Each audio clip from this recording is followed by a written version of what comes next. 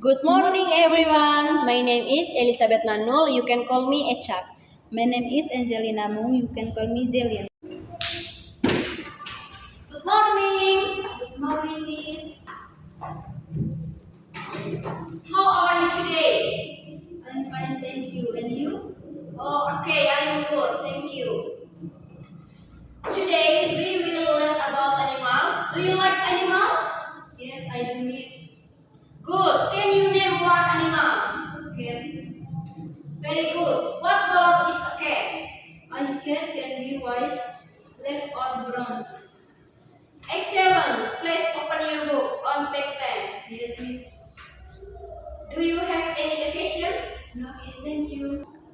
Thank you, everyone. Bye bye.